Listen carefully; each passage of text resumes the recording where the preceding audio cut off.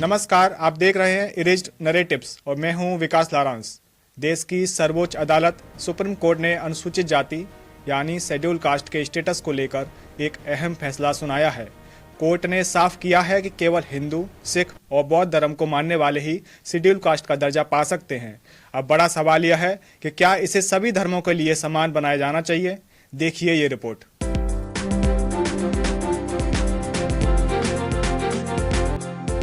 अभी तक के नियम के विषय में बात करें तो भारत में अनुसूचित जाति का दर्जा केवल हिंदू, सिख और बौद्ध धर्म के लोगों को ही मिलता है।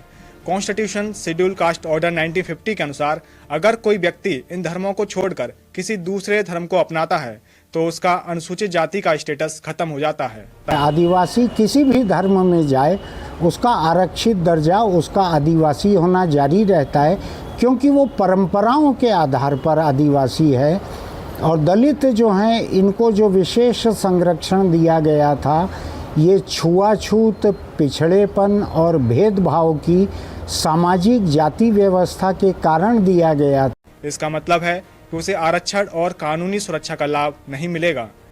कुछ लोग मांग कर रहे हैं कि अनुसूचित जाति के स्टेटस को धर्म से अलग किया जाए। उनका कहना है कि दलित, ईसाई और दलित मुस्लिम भी समाज में भेदभाव झेलते हैं। सिर्फ धर्म बदलने से उनकी स्थिति नहीं बदलती, इसलिए आरक्षण का आधार धर्म नहीं बल्कि सामाजिक स्थिति होना चाहिए।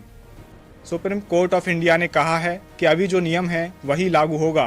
कोर्ट ने यह भी साफ किया है कि इसमें बदलाव करना उसका काम नहीं है बल्कि संसद का काम है।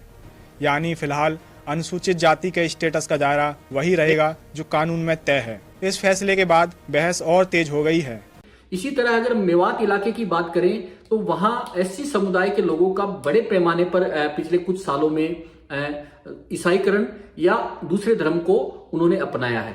अगर हम आंकड़ों की अगर बात करें तो पिछले कुछ सालों में राजस्थान में करीब 4 लाख लोगों ने धर्मांतरण किया है। ये एक आंकड़ा उस ग्राउंड रिपोर्ट में सामने आया। एक तरफ लोग कह रहे हैं कि नियम बदलना चाहिए, दूसरी तरफ कुछ लोग मानते हैं कि मौजूदा व्यवस्था सही है।